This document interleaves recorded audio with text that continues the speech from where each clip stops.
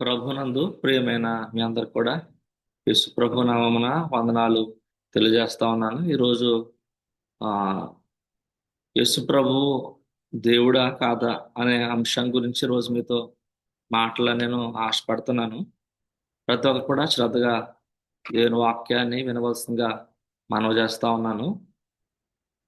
ఆ Christology Christology అంటే ఏంటంటే యేసు ప్రభు గురించి అధ్యయనం చేసే శాస్త్రాన్ని క్రిస్టాలజీ అంటారు. ఈ క్రిస్టాలజీలో ఒక ప్రాముఖ్యమైన విషయం ఏంటంటే యేసు ప్రభు దైవత్వం, యేసు ప్రభు, యేసుక్రీస్తు నిజంగా దేవుడేనా, బైబిల్ ఏం చెప్తుంది అనే విషయాన్ని రోజు మనము జ్ఞాపకం చేసుకుందాము. యేసుక్రీస్తు దేవుడా? చాలా మంది యేసు ప్రభు దేవుడు కాదనే వాళ్ళు ఉన్నారు. సంఘంలో, క్రైస్తవ్యంలో మందిరానికి వెళ్ళొచ్చు, చర్చికి వెళ్ళొచ్చు, కానీ వాళ్ళు యేసు ప్రభు దేవుడు కాదని వాదించే వాళ్ళు చాలా మంది ఉన్నారు. కానీ వారు చూస్తారు. తర్వాత ఆయన మొదట సృష్టి అనే వాళ్ళు కొందరు, అంటే యేసుప్రభు వారు యెహోవా యేసుప్రభు వారిని సృష్టించినట్టుగా ఆ యేసుప్రభు వారు సృష్టి, మొట్టమొదటి సృష్టి యేసుప్రభు వారు అనే చెప్పేవాళ్ళు కొంతమంది. తర్వాత యేసుప్రభు వారి గురించి చాలా మంది సంఘంలో సంఘానికి తెలియని విషయం ఏంటంటే, చాలా మంది అనుకున్నది ఏంటంటే యేసుప్రభు వారు కొత్త నిబంధన నుంచే ఉన్నారు, ఆయన పాత నిబంధనలో లేరు, కొత్త నిబంధనలోంచి ఆయన ప్రారంభమయ్యారని అనుకుంటా. లాస్ట్ వీడియో నేను చూపించాను మీకు. ఒకవేళ చూడకపోతే లాస్ట్ వీడియో చూడవలసిన మనవి చేస్తా ఉన్నాను. యేసుప్రభు వారు కొత్త నిబంధనలోనే కాదు, ఆయన పాత నిబంధనలు ఉన్నారు. నిజానికి ఆయన ఎప్పుడూ ఉండే దేవుడు, ఆయన నిత్యుడు అయిన దేవుడు. ఇంకొంతమంది యేసుప్రభు వారు దేవుడే, మేము ఒప్పుకుంటాం, కానీ ఆయన సంపూర్ణమైన దేవుడు కాదు అని వాళ్ళు చాలా మంది ఉన్నారు. ఈరోజు యేసుప్రభు వారు దేవుడా కాదా అని బైబిల్ ఏం సెలవిస్తుంది, యేసుప్రభు వారి గురించి బైబిల్ ఏం చెప్తుందో అనే విషయాలు మనము జ్ఞాపకం చేసుకుందాం. యేసు ప్రభు యొక్క దైవత్వం, deity of Jesus Christ. Deity of Jesus Christ అంటే యేసు ప్రభు ఆ యొక్క దైవత్వాన్ని గురించి జ్ఞాపకం చేసుకుందాం. యేసు ప్రభు వారు దేవుడు అని బైబిల్ చెప్తుంది, వక్కానిస్తుంది. కాబట్టి యేసు ప్రభు వారు దేవుడు, దాని గురించి కొన్ని ఆధారాలు మీకు చూపించాలని నేను ఆశపడుతున్నాను. యేసు ప్రభు దేవుడు అని బైబిల్లో ఎక్కడుంది? బైబిల్లో ఉందా యేసు ప్రభు వారు దేవుడని బైబిల్ చెప్తుందా అని మనము కొన్ని వచనాల ఆధారంగా చూస్తాం. యెషయా గ్రంథము 9వ అధ్యాయము 6వ వచనము చదువుకుందాం. బైబిల్ ఉన్న వారు తీసి యెషయా గ్రంథము 9వ అధ్యాయం 6వ వచనం చూడవలసిందిగా మనవి చేస్తా ఉన్నాను. ఏలయనగా మనకు శిశువు పుట్టాను, మన కుమారుడు అనుగ్రహింపబడను, ఆయన భుజము మీద రాజ్యభారముండును, ఆశ్చర్యకరుడు, ఆలోచనకర్త, బలవంతుడైన దేవుడు. ఆయన బలవంతుడైన దేవుడు. యేసు ప్రభువారి గురించి ఇక్కడ మాట్లాడుతున్నారు. బలవంతుడైన దేవుడు, యేసు ప్రభువారు దేవుడు అని మాట్లాడుతూ ఉన్నారు. ఇది పాత నిబంధన వచనము. అదేవిధంగా కొత్త నిబంధన కొన్ని వచనాలు చూద్దాం. యోహాను సువార్త 1వ అధ్యాయము 1వ వచనం. ఆది అందు వాక్యం ఉండెను, వాక్యము దేవుని యొద్ద ఉండెను, వాక్యము దేవుడై ఉండెను. ఈ వాక్యం అంటే ఎవరు? మనము యోహాను సువార్త 1వ అధ్యాయంలో ఉంది 14వ వచనము. ఆ వాక్యము శరీరధారి అయి కృపా సత్య సంపూర్ణుడిగా మన మధ్య నివసించను. ఎవరు ఈ వాక్యం అంటే? యేసు ప్రభువారి గురించి కాంటెక్స్ట్ మాట్లాడతాము. ఆ వాక్యం ఎవరై ఉన్నారు? దేవుడై ఉన్నాడు. అంటే యేసు ప్రభువారు దేవుడు అని వాక్యం సెలవిస్తుంది. మరొక లేఖన భాగం చూద్దాం. రోమపత్రిక 9వ అధ్యాయము 5వ వచనము. శరీరమును బట్టి క్రీస్తు వీరిలో పుట్టెను, ఈయన సర్వాధికారి అయిన దేవుడై ఉండి, సర్వాధికారి అయిన దేవుడై ఉండి. యేసు ప్రభువారు సర్వాధికారి అయిన దేవుడు. తీతు గ్రంథము 2వ అధ్యాయము 13వ వచనము. ఆయన మన గొప్ప దేవుడును రక్షకుడైన యేసుక్రీస్తు మహిమ గల ప్రత్యక్షత కొరకు మనము ఆ నిరీక్షణతో జీవిస్తూ ఉండాలి. ఆయన అనగా యేసు ప్రభువారు మన గొప్ప దేవుడు, ఆయన గొప్ప దేవుడు అని దేవుని వాక్యము సెలవిస్తా ఉంది. హెబ్రీయులకు రాసిన పత్రిక 1వ అధ్యాయము 8వ వచనము. కుమారుడ కుమారుని గూర్చి అయితే, దేవా, నీ సింహాసనము నిరంతరము నిలుచున్నది, నీ రాజదండము న్యాయార్థమైనదని యెహోవా. తండ్రి కుమారుని గురించి మాట్లాడుతున్నారు. కుమారుడు ఏమంటున్నారు? దేవా అని అంటున్నారు. దేవా అంటే అర్థం ఏంటి? దేవుడా అంటున్నాడు. యేసుప్రభు వారి గురించి తండ్రి ఏమంటున్నారంటే దేవా అని అంటున్నారు. తర్వాత ప్రకటన గ్రంథము 1వ అధ్యాయము 8వ వచనం. దేవుడు ఆల్ఫయు ఒమేగయు నేనే, వర్తమాన భూత భవిష్యత్ కాలములలో ఉన్నవాడును నేనే అని సర్వాధికారియు దేవుడు నాకు ప్రభువు సెలవిస్తున్నాడు.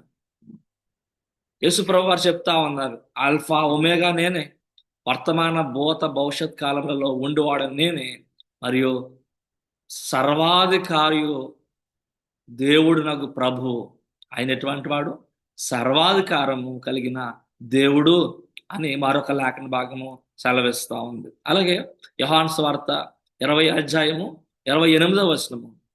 తోమ ఆయనతో, నా ప్రభువా, నా దేవా అని పలికారు. దేవా అంటే నా దేవుడా అని చెప్తా ఉన్నాడు. తోమ ఏమని మాట్లాడుతున్నారు? యేసు ప్రభువారు నా దేవుడా అని మాట్లాడుతా ఉన్నారు. కాబట్టి ఈ లేఖన భాగాలన్నీ మనం చూసినప్పుడు యేసు ప్రభువారు నిజమైన దేవుడు.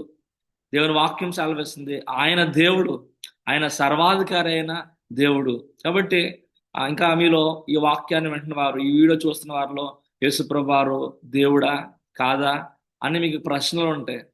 యేసు ప్రభువారు గురించి మీరు సరైన అవగాహన లేకపోతే వాక్యం ద్వారా దేవుడు సెలవిస్తున్నాడు ఆయన నిజమైన దేవుడు, ఆయనే దేవుడు.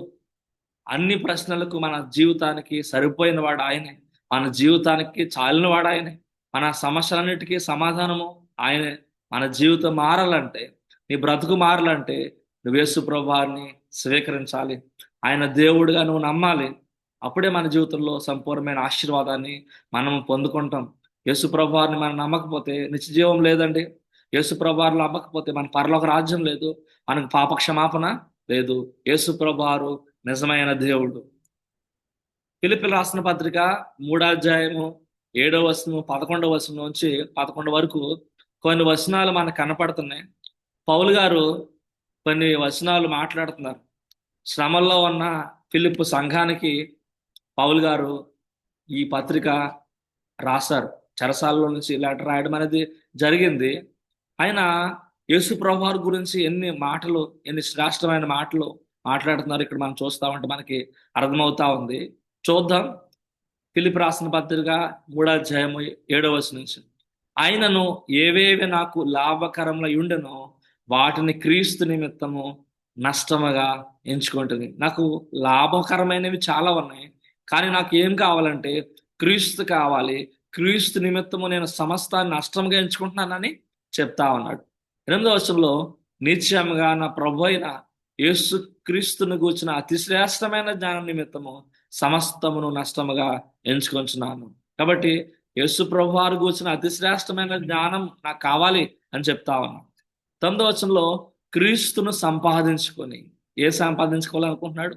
క్రీస్తును సంపాదించుకొని ధర్మశాస్త్రం మూలమైన నా నీతిని గాక క్రీస్తునందలి విశ్వాసం వలన నీతిని, అనగా విశ్వాసమును బట్టి దేవుడు అనుగ్రహించి నీతి గలవాడని ఆయన యందు అగుపడి నిమిత్తము ఏ విధము చేత నేను మృతుల్లో నుండి నాకు పునరుద్ధానం కలగవలనని ఆయన మరణ విషయంలో సమాను భావం కలవాడని ఆయన పునరుద్ధాన బలము నెరుగు నిమిత్తం ఎవరిని ఎరగాలనుకుంటున్నాడు? ఎవరిని తెలుసుకోవాలనుకుంటున్నాడు? ఎవరిని కూర్చిన జ్ఞానాన్ని ఆయన సంపాదించుకోవాలనుకుంటున్నాడు? యేసు ప్రభు వారికి వచ్చిన జ్ఞానం, ఆయనను ఎరగాలి, ఆయనను తెలుసుకోవాలి అని ఆయన సమస్తాన్ని నష్టంగా ఎంచుకుంటున్నాడు. కాబట్టి ఆయనను ఎరుగు నిమిత్తం సమస్తాన్ని నష్టంగా, పెంటతో సమానంగా ఎంచుకుంటున్నాడు. కాబట్టి ఈ లోకంలో జీవిస్తున్న మనము ఏం నేర్చుకోవాలి, ఏం తెలుసుకోవాలంటే మన జీవితం వ్యర్థం కాకుండా, అది మన జీవితం ప్రయోజనకరంగా ఉండాలంటే, మన జీవితం సార్థకం అవ్వాలంటే యేసు ప్రభు వారు తెలుసుకోవాలి. యేసు ప్రభు వారికి వచ్చిన జ్ఞానము నేర్చుకోవాలి. చాలా మందికి యేసు ప్రభు వారికి వచ్చిన జ్ఞానం లేదండి. యేసు ప్రభు వారి గురించిన జ్ఞానము సరైన విధంగా లేదు. ఆయన మానవుడిగా, ఆయన ఏదో చిన్న దేవుడిగా, ఆయన ప్రారంభ సృష్టిగా ఆయన చూస్తున్నారు, కానీ యేసు ప్రభు వారు సర్వ సృష్టికర్త. కాబట్టి మనందరం కూడా యేసు ప్రభు వారి గురించి నేర్చుకోవాలి. క్రిస్టాలజీ అంటే యేసు ప్రభు వారి యొక్క దైవత్వం, ఆయన యొక్క స్వభావము, ఆయన యొక్క నిత్యత్వము, ఆయన వ్యక్తిత్వము, ఇవన్నీ మనం తెలుసుకోవాలి. తెలుసుకుంటే మన జీవితంలో అతి శ్రేష్టమైన జ్ఞానాన్ని, ఇది దేనితో సమానం కాదు. ఈ లోకమంతా కూడా యేసు ప్రభు వారు నేర్చుకుంటే లోకమంతా కూడా పెంటతో సమానంగా మనము చూస్తాం. అటువంటి శ్రేష్టమైన జ్ఞానము దేవుడు మనకి అనుగ్రహించింది గాక. చిన్న ప్రార్థన చేసుకుందాం. ప్రేమల తండ్రి, మహిమల దేవా, ఈ కుమారుడు యేసు ప్రభు వారిని బట్టి వందనాలు. ప్రభా, ఈ కుమారుని గురించిన జ్ఞానంలో మేము ఇంకా ఎదగడానికి సహాయం దయచేయండి. పౌలు గారు చెప్పిన రీతిగా యేసు ప్రభు వారిని గురించిన అతి శ్రేష్టమైన జ్ఞానము మేము తెలుసుకుని ప్రభా, మీ నిత్య రాజ్యానికి వాసులు అవడానికి సహాయం దయచేయండి. ప్రభా, మేము అతి శ్రేష్టమైన వ్యక్తులుగా ఉండడానికి మీ సహాయం దయచేయండి. వాక్యాన్ని వెంటనే వారు ప్రభా ఇంకా మీలో ఎదగడానికి, మీ జ్ఞానాన్ని తెలుసుకోవడానికి సహాయం చేయండి. ప్రభా తండ్రి, మా పట్ల మీ కృప చూపించమని, సమస్త మహిమ ఘనత ప్రభావాలు మీ నామానికి ఆరోపించుకోమని అది యేసుక్రీస్తు నామమున ప్రార్థిస్తున్నాము తండ్రి. ఆమేన్. దేవుడు ఈ మాటలు మన ఇంటిలో దీవించును గాక. ఆమేన్.